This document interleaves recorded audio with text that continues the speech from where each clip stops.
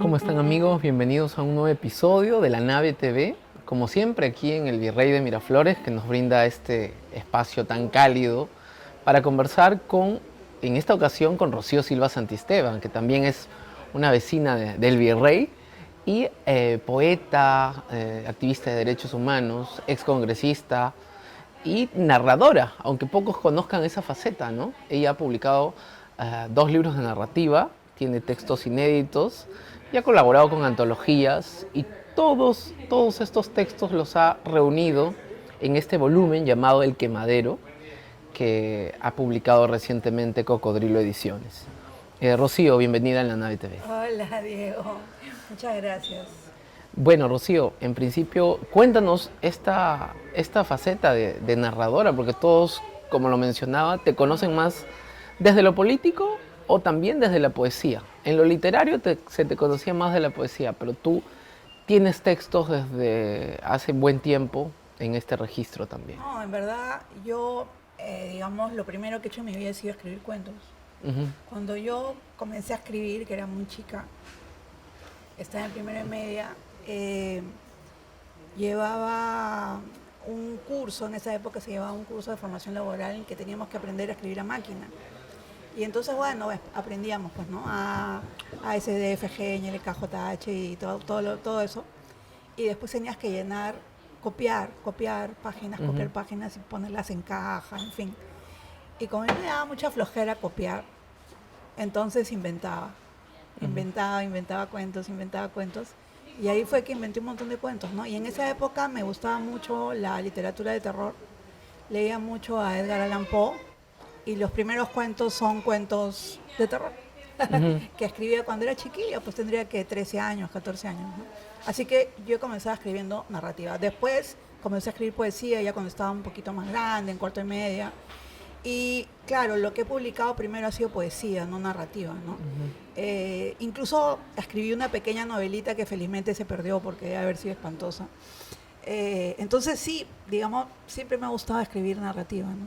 Y además lo revela también acá la cantidad de cuentos inéditos que tienes, ¿no? Es decir, has publicado 2 volúmenes, pero tienes también una cantidad de cuentos inéditos que sospecho no son todos los inéditos que tienes, ¿no? Seguramente tienes algo por ahí en la gaveta, inclusive. Bueno, no, es difícil en un mundo como en el que vivimos, en el que una es profesora universitaria y dicta horas,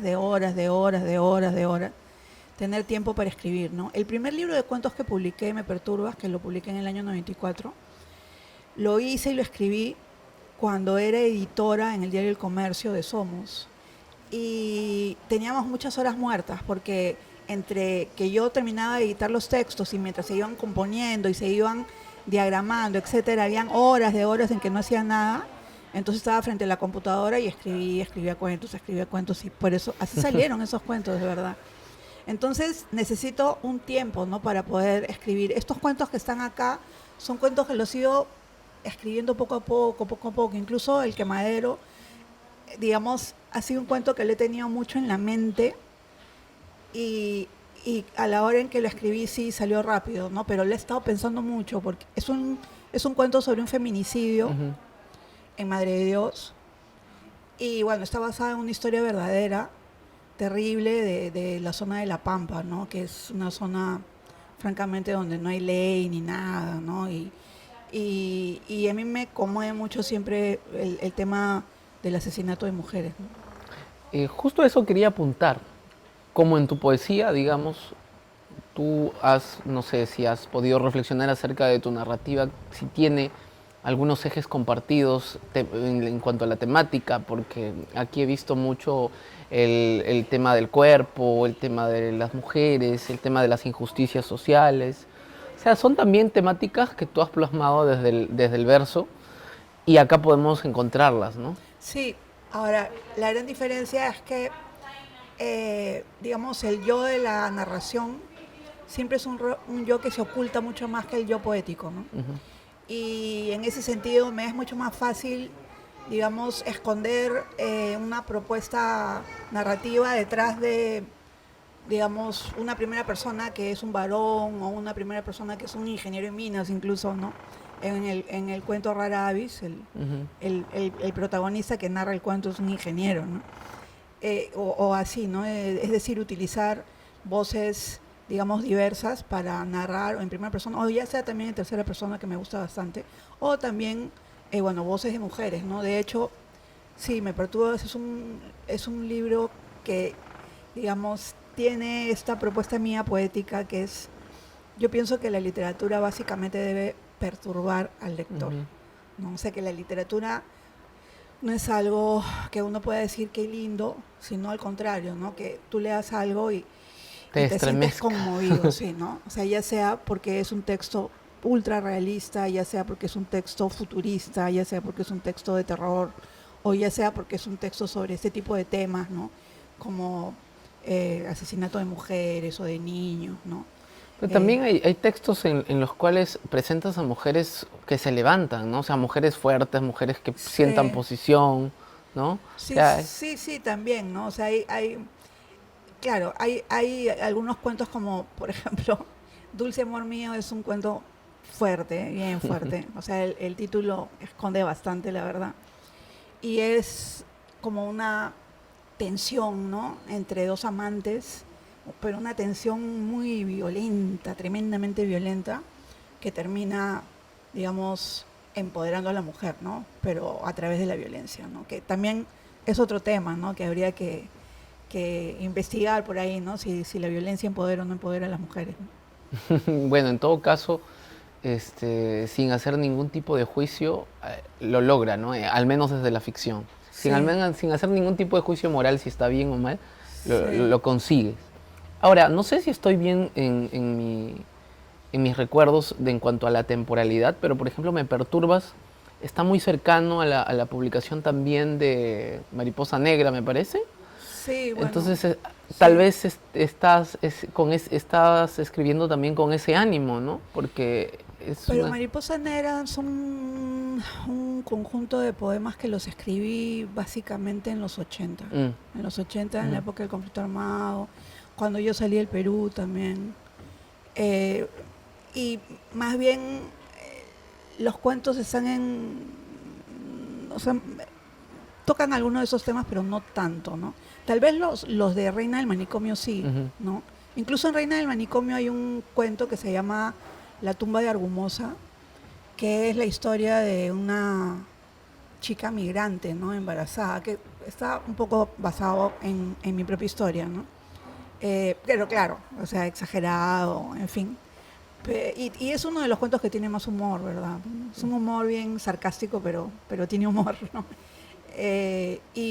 Pero después hay otros que, en Reina del Manicomio, el cuento Reina del Manicomio, se me ocurrió porque leí en un titular de un periódico que había un concurso de belleza ujú. en el Arco Herrera. O sea, pero eso fue hace años, ¿no? Además fue en las siguientes circunstancias. Yo estaba yendo a la universidad, estaba en el micro, ¿no? El micro paró en un kiosquito. Yo miré el kiosco, siempre leo. Estaba leyendo que concurso de belleza en el manicomio y de pronto el micro arrancó y ¡fra! Me fui, ¿no? Pero me quedé con la idea de, ¿cómo puede haber habido un concurso de belleza en el manicomio, ¿no?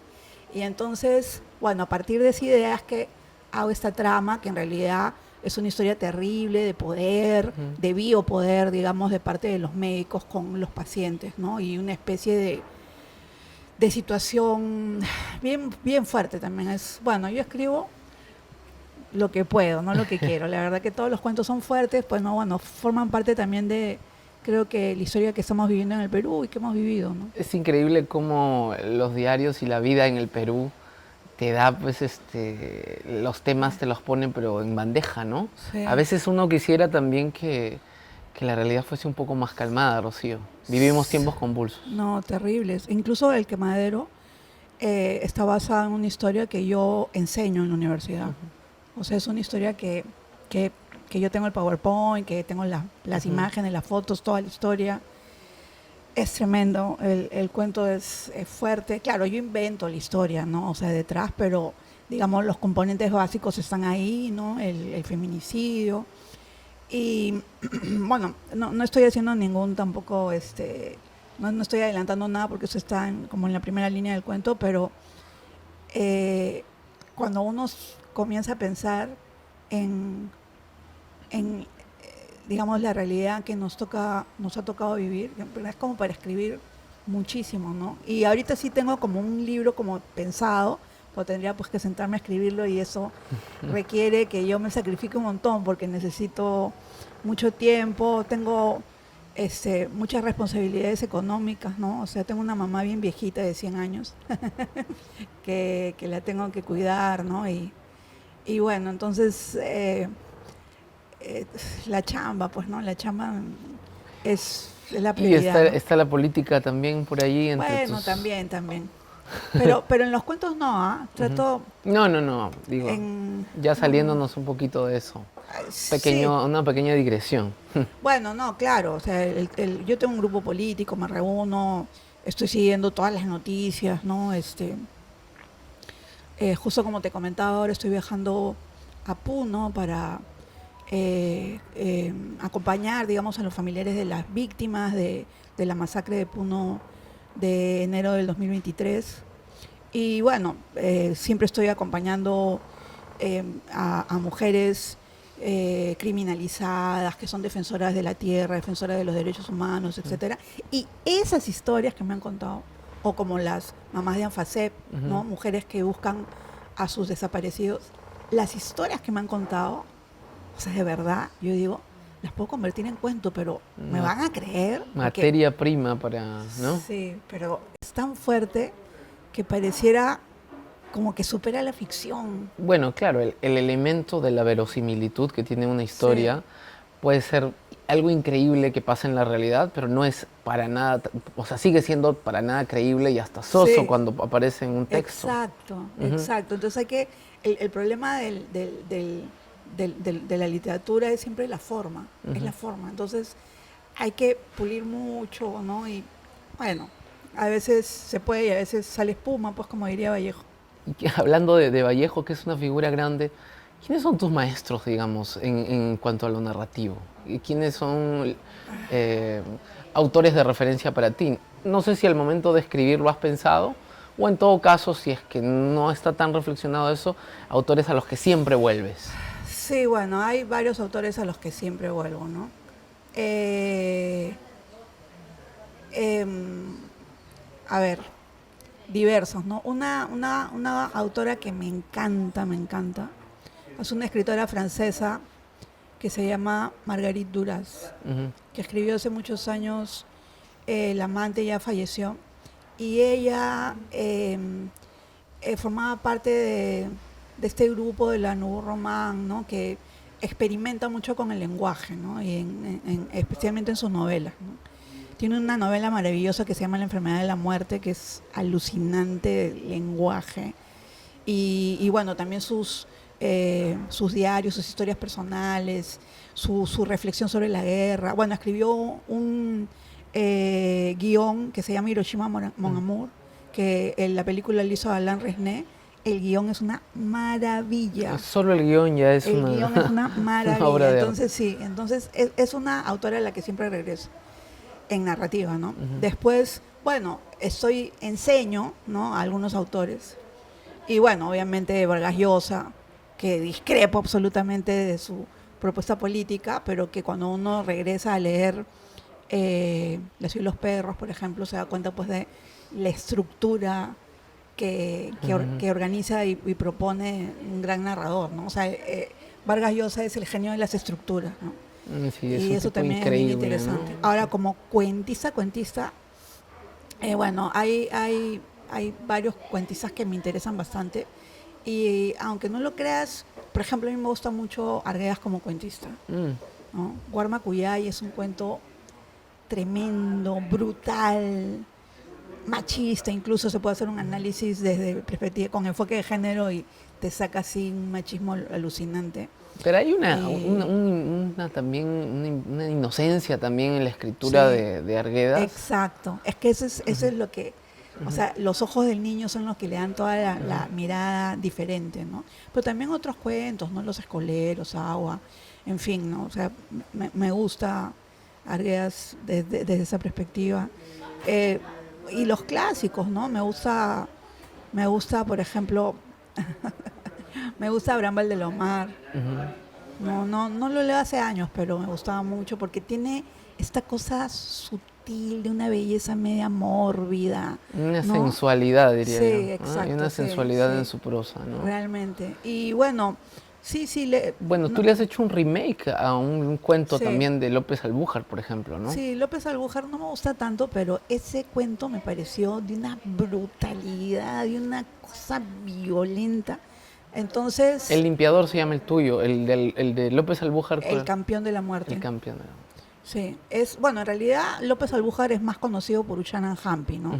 Que es Plan esta lector. especie de... Sí, está en el plan lector. Bueno, este Ushanan Hampi es también la historia de una justicia comunal, ¿no? Pero en el campeón de la muerte es la historia de un bandolero, ¿no?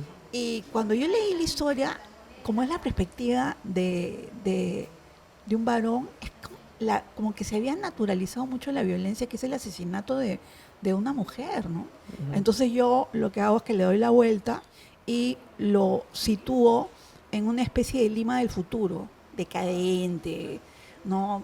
Que la gente, el hampa está por todos lados, la delincuencia, y el tipo que digamos tiene una especie de moral en medio de toda esa podredumbre, es el asesino, ¿no? Que es el limpiador, ¿no?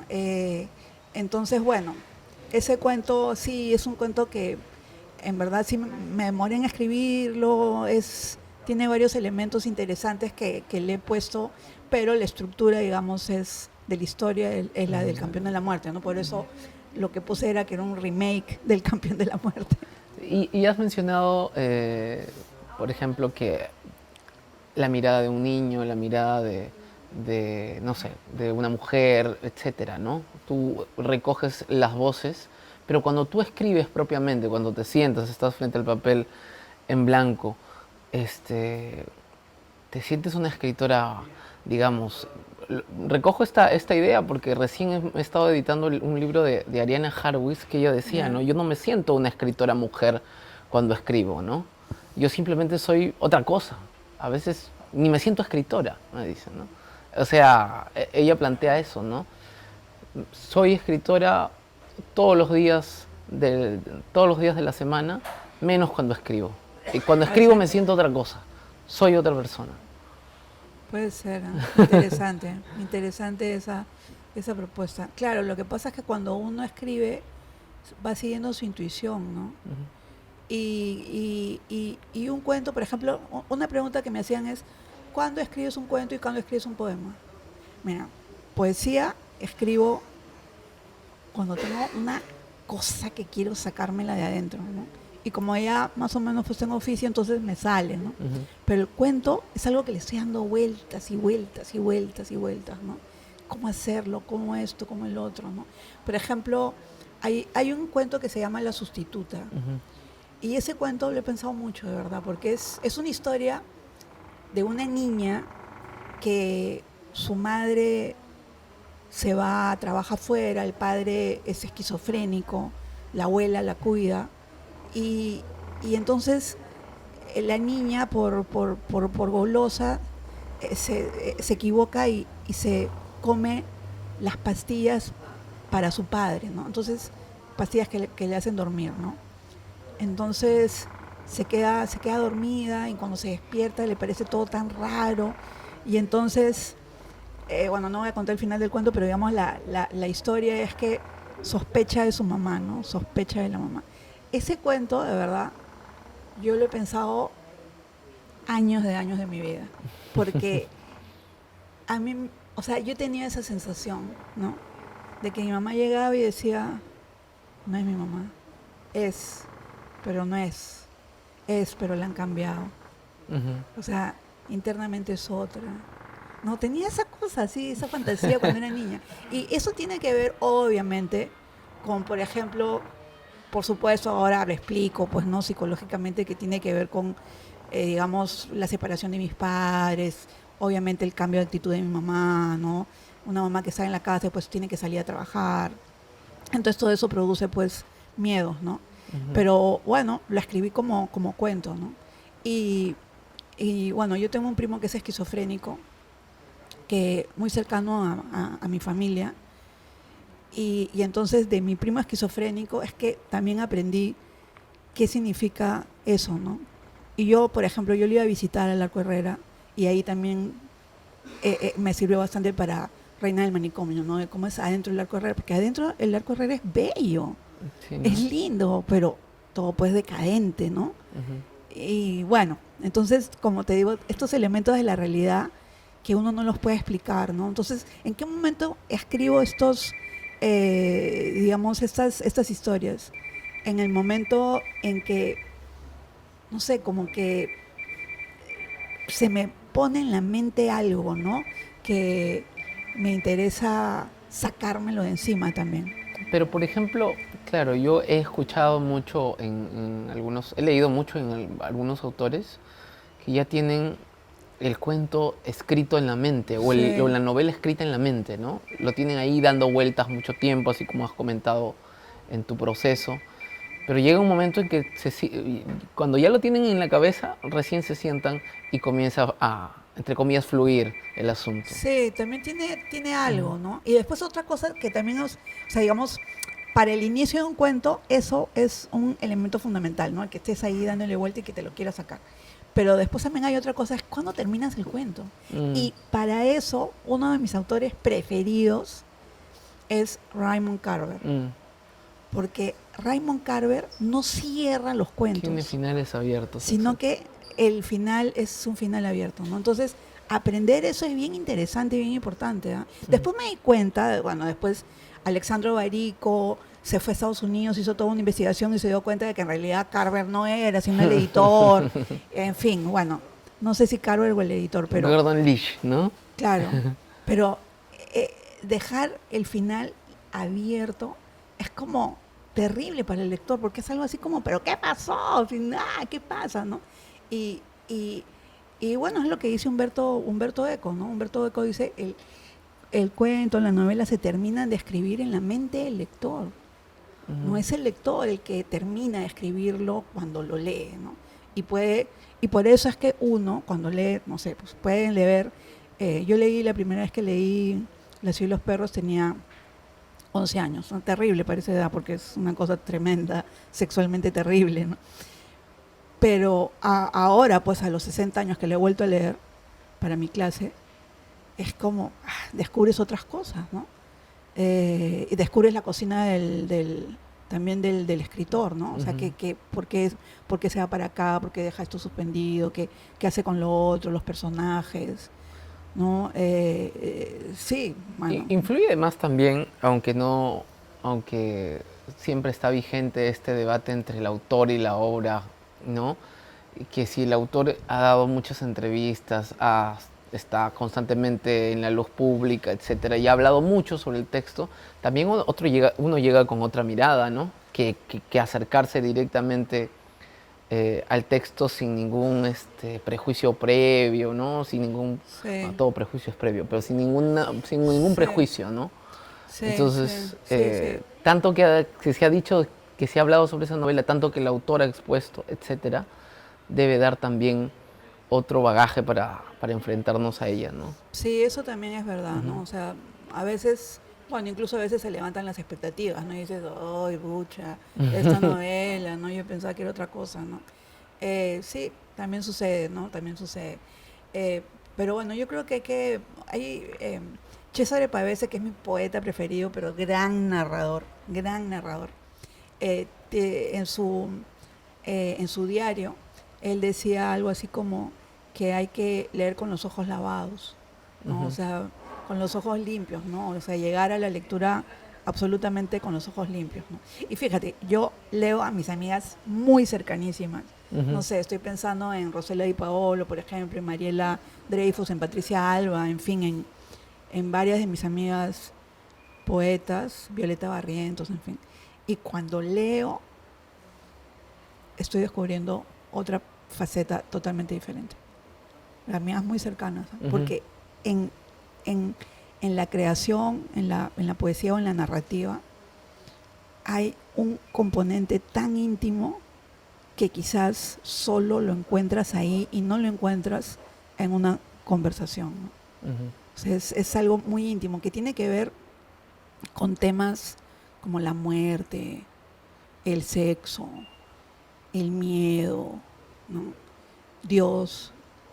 Es un tema íntimo también. O sea, puede ser que yo sea íntima mía de alguien y nunca me he hablado de ese tipo de temas, pero cuando las leo me doy cuenta de que ahí están, ¿no? Ahí están esos temas, ¿no? Y es bien interesante eso, es como redescubrir a una persona, ¿no?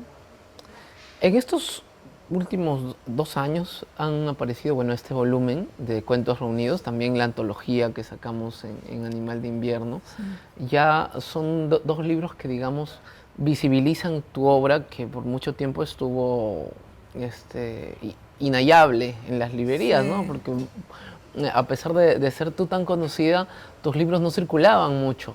Tenías el reconocimiento, ¿no? Todos te tomaban como un referente también. Pero ¿qué ha tenido que ocurrir para que estas cosas sucedan, ¿no? Para que se publiquen estos libros.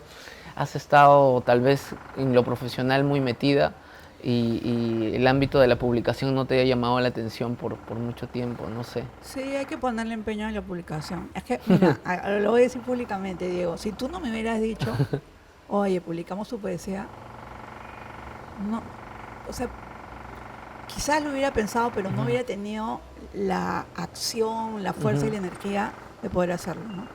Y precisamente después de eso es que pensé también en la recopilación de los cuentos. Antes ya había recopilado unos artículos míos en Las Muchachas Malas,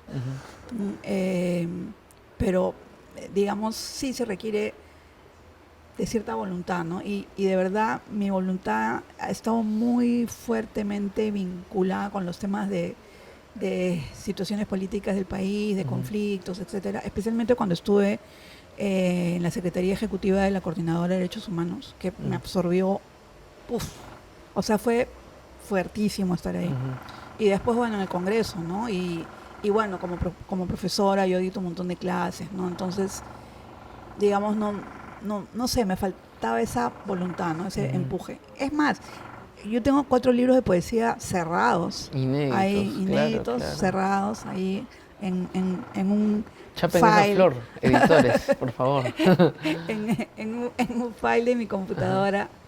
Y también tengo una novela inédita, ¿verdad? Sí. Y un textito de memorias, recuerdo que me contaste. Estoy escribiendo de tu paso, ¿no? Pero es sobre el Congreso. Sí. Sobre el Sí, Congreso.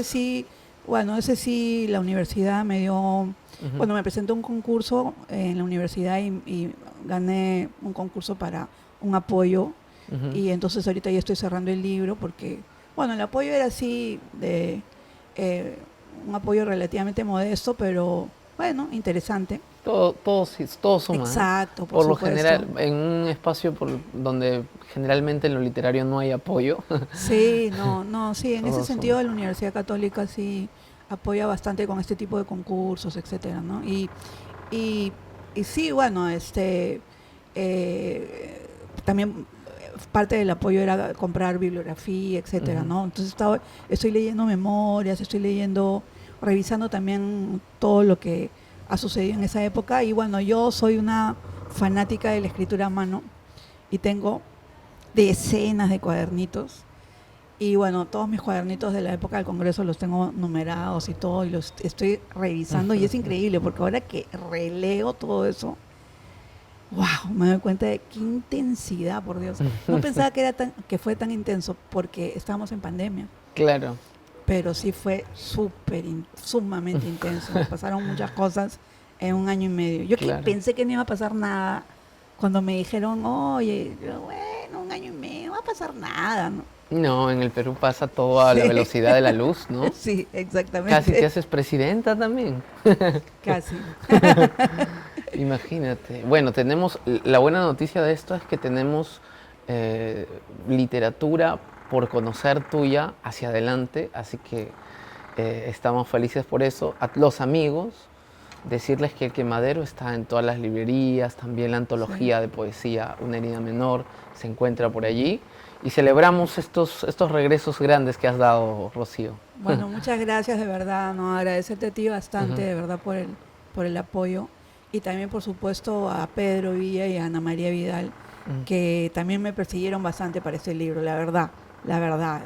Cocodrilo Ediciones. Sí, Cocodrilo, que tiene un excelente catálogo y que este año 2023 ha sido bastante bueno, ¿no? Con varias novelas interesantísimas, ¿no? De Lucero de Vivanco, en fin, o los textos de Cristian Vidal, ¿no? Que son muy buenos realmente, que ella estaba haciendo reportajes sobre mujeres en la guerra y sobre presidentes dictadores en América Latina, y el de los dictadores es buenazo.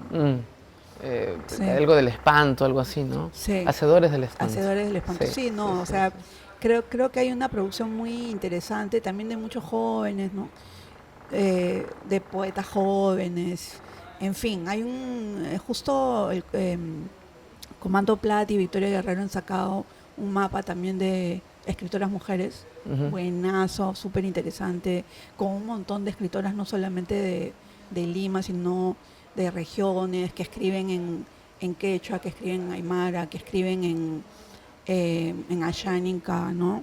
Y bueno, a mí me parece bien bacán. Que no conocemos por lo general, ¿no? Sí. Bueno, hay que echarle un ojito entonces al catálogo de Cocodrilo Ediciones. Yo recomiendo empezar por El Quemadero. Muchas gracias, Rocío, por esta oportunidad. Amigos, será hasta otra oportunidad también para La Nave TV. Ha sido un placer estar con ustedes.